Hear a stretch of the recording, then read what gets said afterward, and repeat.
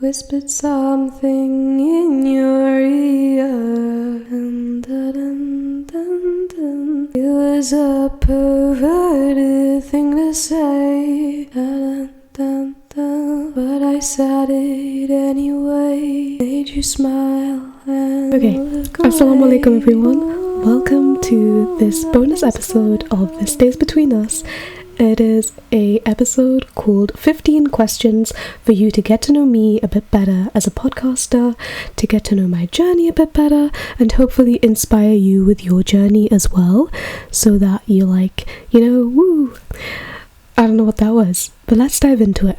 So I got Chat GPT to give me like 15 questions so that I can just talk about my podcasting journey and what that's entailed, a bit more about why I'm doing this, and it's given me a mix of different questions, and I'm really excited to just explore these with you.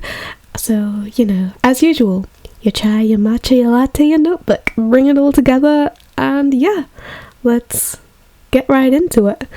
So, question 1. ChatGPT gave question 1 as, what inspired you to start this podcast, and what moment made you finally say, I'm doing this? So I've always known that I really like conversation. I really like talking to people, learning more about them, and just being expressive. It's really fun. It's really enjoyable. The moment I realized I want to do this, and I'm like, yes, I'm going to do this. When my placement ended, I realized that I don't think I want to work as an engineer like full time. It just doesn't seem like me. So I thought, you know what?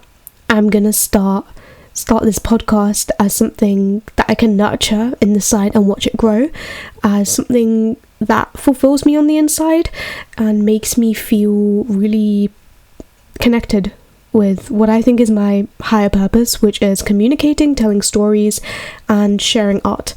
I think that really speaks to me. Also, there were moments where I've felt like in situations I kept my side of the story to myself and I never really expressed it. So starting this podcast gives me an opportunity to step into my stories, to own my truth as it is, and it's very healing actually when I speak into the mic and I listen to myself and I'm like, oh, I never knew this about me before. But it's therapeutic. It's so therapeutic. Okay, question number 2. What does this title of your podcast mean to you personally? So the title of my podcast is This Stays Between Us. And to me personally, it's an affirmation of the beauty of intimate secrets that is kept between the person saying them and the person listening on the other side. I like this sense of, hey, this is no one's gonna know, it's not gonna go anywhere, it's just gonna stay here. It's a safe space. I think especially as South Asian girls, we need those safe spaces where we can talk about our feelings, where we can talk about the things that are, kind of slightly taboo, because otherwise we're never gonna learn and we're never gonna feel comfortable. I think a huge part of my culture is, what will people think? I want to dispel that. I don't really like that aspect of my culture a lot. It forces women especially to just not be their most authentic selves. So it's a safe space to explore big feelings, big things. Yeah, that's what the title means to me. I want to know what it means to you. Comment it below. Okay, question 3. How would you describe the girl or woman you're speaking to when you record each episode? Damn, ChatGPT came up with a really good question. Okay, so how I would describe the girl or woman I'm speaking to when I record each episode. Let me think.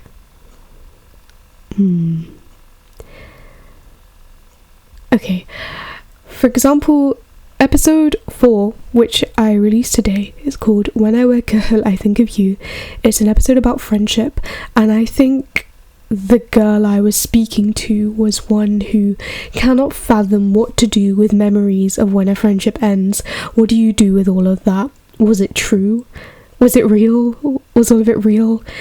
I was talking to the girl who's trying to bury a friendship.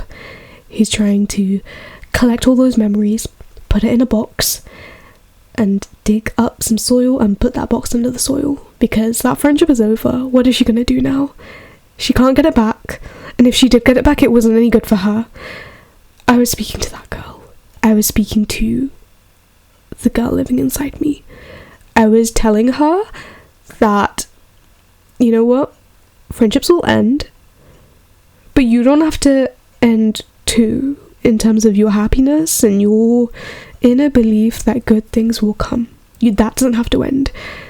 I'm speaking to the girl who lost pieces of herself in trying to please someone else. Episode 3, I was speaking to that girl. I was speaking to the version of myself that would swallow her identity and self-pride and self-confidence, swallow all of those things and bury it away in the hope of pleasing others and keeping the peace. That was the girl I was speaking to in episode 3, A Bengali Woman Does Not Shrink. Yeah, I'm speaking to pieces of my younger self that still live inside me. And I'm telling her it's okay to go through big things. So yeah, those are the first 3 questions, and we've got 12 more to go through. What's one story from your life that shaped your voice as a storyteller? Okay, that's question 4. Let me repeat it again. What's one story from your life that shaped your voice as a storyteller? Let me think.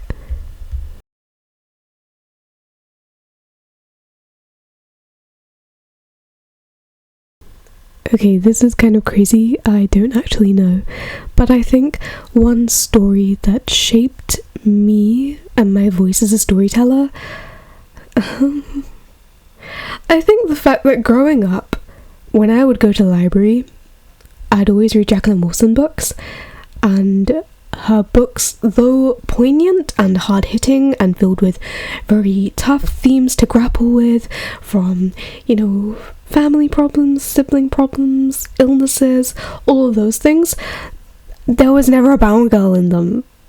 And if there was, she was a side character, with the only problem being strict parents, and that's it. And I'm like, I don't see myself in these books. So in terms of my voice as a storyteller, I look a lot for authenticity, and I look a lot into representation. That's really important, especially in today's day where media is being used in ways to smear communities and cause division. We're nuanced people. We have so much more to ourselves than our skin colour, than our, descriptors that are used to describe ourselves. We're so much more than labels, but unfortunately media has weaponized these things and turned it into something horrible. And so I look back at the girl who could not see herself in library books, and I'm like, what would I want to give her? I would want to give her something better. I would want to give her a mirror to see herself, to see the things she's experiencing. I feel like another story from my life that shaped my voice as a storyteller, the fact that it was so hard to find women talking about the things that, women from our culture go through, but in an open and honest way. So for example, I'd find it hard to find, when you go through a period, and okay, crazy period story, but when I started mine, my mom was like, yeah, you're becoming a woman. That's it. That's all she said to me. And I was so confused. I was around 10 or 11 years old at the time, and she was like, here's a pad. You stick it in and leave me alone. And I'm like, that's not helping me at all to figure out what I'm meant to do. So it's made me realize that as a storyteller, I have a responsibility almost to make other people feel understood and to feel heard. Because at that moment I was not heard. And yeah, that's definitely shaped my voice as a storyteller. So you will find a lot of what I say is quite authentic, quite detailed, and quite deep, because I don't like to shy away from that. I don't like to shy away from my responsibility. Like I said, the responsibility as a storyteller to make sure other people feel understood and heard. Okay, number 5. Oh, this is such a deep one, I don't like it. But it's an important one, and I did ask Chat GPT for questions, so I'm gonna have to go with it. So number 5, how has your relationship with your Bengali identity evolved over time? This is a deep one that I can't unravel in all this time. It's complicated. Listen to episode 3, you'll find out more. But my relationship with my Bengali identity, how has this evolved over time? I would say that I went from a girl who, really did not like wearing the salwar kameez, because in year 6 we had a prom, right? That leavers party thing. All the girls, they were wearing like nice, smooth dresses that, they just look nice. And my mom told me, right, you're gonna wear a salwar kameez. I'm like, Mama, no, I don't want to. The thing that I hate most about salwar kameezes is that they have these slits at the side, and so whenever it's windy, it just flies upwards, and the trousers, they're not even straight trousers, they're just like, they feel like balloons on my legs, and I'm like, I don't feel comfortable in this. So, over time, my relationship with myself as a Bengali woman, it's gone from hating everything to being like, no, that's actually prettier than I thought. Because I will walk into a salwar kameez shop and I'm like, wow, this is so pretty. I love the embroidery. It's so calming to look at. Yeah, it's an up and down thing, and I'm still working on it. Question 6. When do you feel most connected to your voice? Spiritually, emotionally, or creatively? That's such a deep question. I don't think I ate my breakfast. Okay, when do I feel most connected to my voice? Spiritually, emotionally, or creatively? Can I have a moment where it's all 3 of those things? I feel like that's such a deep question. Okay. I think spiritually, I don't know how to answer this question. Okay, let's go to question 7. How do you hope your listeners feel after an episode ends? I hope they feel relieved. Oh my gosh, that's like me saying I hope you're done with listening to my voice. No, I hope they feel like understood. So whenever I release an episode, I want them to have gone through a journey with me where I explore a deep feeling, something big. For example, episode 1 was about confidence and finding yourself and owning your voice even when someone's being absolutely awful to you. And that entire journey of going from doubting yourself to realizing everything you do, you have a power inside you and you can do amazing. I want my listeners to feel like that, to feel that level of empowerment, especially after an episode ends. When it ends, I want them, okay, I also want them having my soundtrack stuck in their head, because that was a fun soundtrack to make. I really enjoyed it. And I also just really want them to feel empowered. That's so important. Empowered, listened to, and heard. And to also feel like that cozy vibe where, things are like, they understand themselves, they feel more relaxed, they feel good. That's the kind of thing that I want. Okay. Question number 9. My accent changed so weirdly there. Okay. Question number 9. Which women, writers, or thinkers influence the tone of your work? Oh, that's such a good one. Okay. Women, writers, or thinkers influence the tone of your work. Okay, Simone de Beauvoir once said, when a woman does not find love, she'll find poetry. And the tone of my work tends to be quite poetic, emotive, and explorative, I would say. So Simone de Beauvoir definitely has inspired that. The author of Circe, Madeline Miller. Yeah, I love her work too. I like the way she's very figurative, very poetic, and she hones in on such small details and illuminates them and can make it seem so cinematic. That's definitely something that has inspired the tone of my work. Also, there's another one I can't think of. Carla Tosini is not a woman writer, but Carla Tosini, especially the way he described women in A Thousand Splendid Suns, the way he really got it to the heart of Layla's character and Mariam's character, and little Aziza as well. And the Mariam's Nana, all of these characters, he brought them to life and gave them such deep, complex feelings and really illuminated their struggles and their stories. That's influenced the tone of my work as well. Okay, question 10. How do you balance being vulnerable in your storytelling while protecting your privacy? Okay, that's such a... Do I balance it? That's a good question.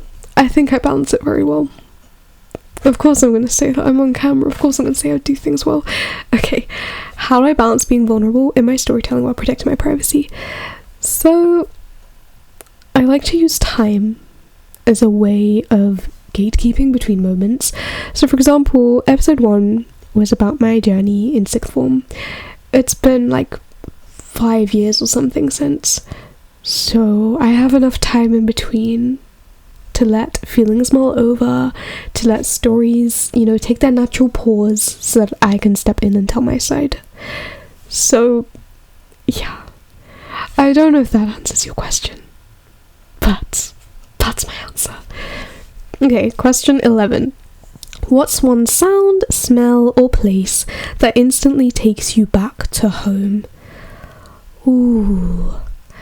Okay, this is a crazy one, but there's this vanilla type perfume. It's like, I think it's vanilla. It's this really soft, sweet perfume that reminds me of the teachers that I used to be around back at primary school. They always wore this vanilla-y, orangey perfume, and whenever I smell it, I feel like a little girl again, because I'm like, oh, primary school. And also the smell of paint, the smell of fresh white paint and like plaster. I really like that smell for some reason. It reminds me of when I was a little kid and the house was being done with insulation, so I was like, oh, this is taking me back to those days. Yeah. What's one sound that takes me back home? The sound of the key through the door. That's one that I've always loved the sound of. It's always given me the sense of excitement when the key is like put through the door and it jingles and it's like pew, and you're like, oh, who's come home? That's such a nice sound. I really like it. Okay, question 12 is one of those sort of bombshell questions where it's like, okay, I've got to answer this. I've gone this far through, so I might as well. How has my relationship with shame, softness, or faith changed through creating this podcast? I've had ups and downs. I'll be very honest. Sometimes my relationship with my faith, especially, it has its ups and downs, and I'm not proud of it, but it gets easier too. And I think, like, especially when I make episodes where I'm talking about my relationship with dua or with tawakkul, I find that my iman just boosts upwards, and it's so beautiful, and it's so, like, it feels good. It feels so good. It feels like I'm speaking to the part of myself that really needs speaking to. And yeah, my relationship with softness has also changed a lot. There was this guy who really made me feel low about my softness, about the fact that as a Muslim woman especially, I really value haya. I really value just having my blanket over myself kind of thing. He really made me feel bad about that, and made me feel that I am less as a woman because I choose to be soft and I'm not cutthroat. That's not me. He really made me feel bad about that. So in creating this podcast, I got to reclaim my softness. I got to reclaim the fact that I'm a storyteller by nature, and by nature I'm also a soft-speaking woman. That's just me, and there's nothing wrong with that. So my relationship with softness has changed in the sense that I'm no longer ashamed of myself for being soft. I appreciate it a lot more, and I value it as a facet of my character. In fact, someone once said to me, Zarin, your best trait is that you are soft and kind. That is a beautiful trait, and don't lose it, because it's so valuable. Keep it always. I'm like, thank you. That's so affirming of something that I've been wrestling with, thinking that I need to change.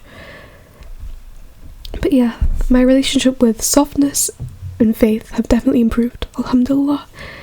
Okay, I'm gonna take a pause because my nose is running really badly. So yeah. Okay, welcome back. I wiped my nose. Now I feel great again. What question was I on? Question 13. Okay. What's the lesson you've learned about healing that you wish someone had told you sooner? Ooh. What's the lesson I've learned about healing that I wish someone had told me sooner? That it's okay. That it's okay to tell the person who hurt you that you deserve to be treated better.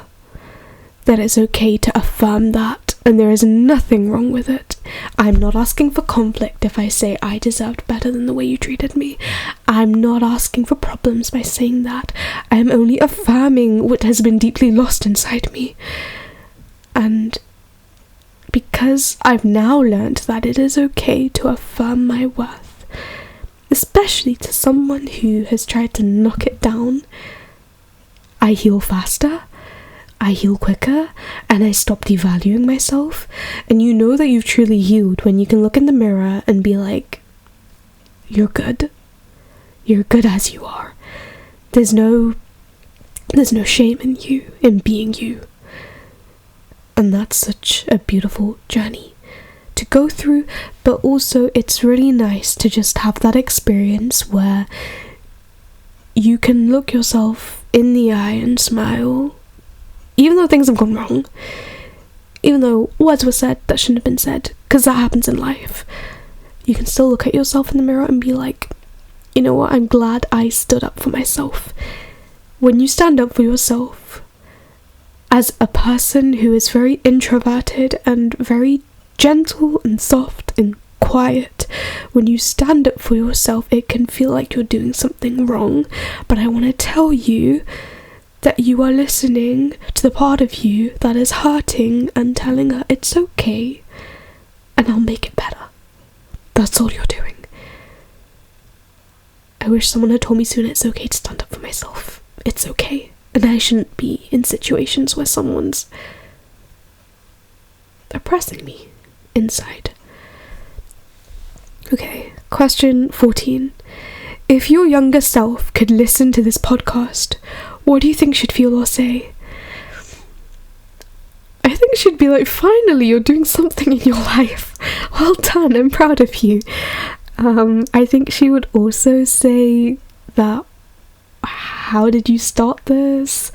I'm so glad you finally took the plunge and did it, because my younger self has always known herself to be a creative girl, a expressive girl, one who likes to get deep and one who likes to learn and explore. So to see me doing this now, she'd be so proud of me, I think. And that is such a good feeling. I'm doing this for my younger self. Yeah, alhamdulillah, feels really good. Okay, question 15, the final question. This has been really lovely to film and I've really enjoyed it. How do you want your listeners to remember you, not just as a podcaster, but as a woman sharing her truth? Oh, I love that question. It's so deep. It gives so much room to explore. And how would I want my listeners to remember me? As a woman sharing her truth. I would want my listeners to remember me as someone who doesn't forget the tiny things. For example, I'm not gonna forget the friend who taught me to look at myself with a fresh pair of eyes. I'm not gonna forget the moment where I stood up for myself in front of some classmates who wanted to tear me down. I'm not gonna forget those moments, and I'm always gonna remember them. And so I want my listeners to remember me as a woman who doesn't forget.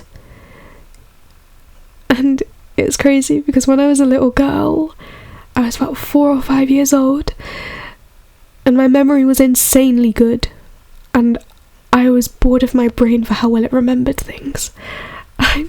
This is crazy, but as a kid, I made dua to Allah. I was like, Ya Allah, please make my memory bad, because I want to forget things. I want to know what it's like to forget things. I was 4 or 5 years old. I don't know what I was asking, but alhamdulillah, Allah strengthened my memory and kept it really strong. So, yeah, I would want my listeners to remember me as a woman who doesn't forget, and as a woman who affirms standing up for herself and shows the beauty of turning your pain into art and into something special to share the world. So yeah, 15 questions with me. I'm smiling from ear to ear. Alhamdulillah, this was so lovely to film, and I felt truly explorative, therapeutic, amazing, and yeah. Assalamu alaikum warahmatullahi wabarakatuh, and see you for another episode soon. Bye. Nothing's gonna hurt you, baby. La la la la.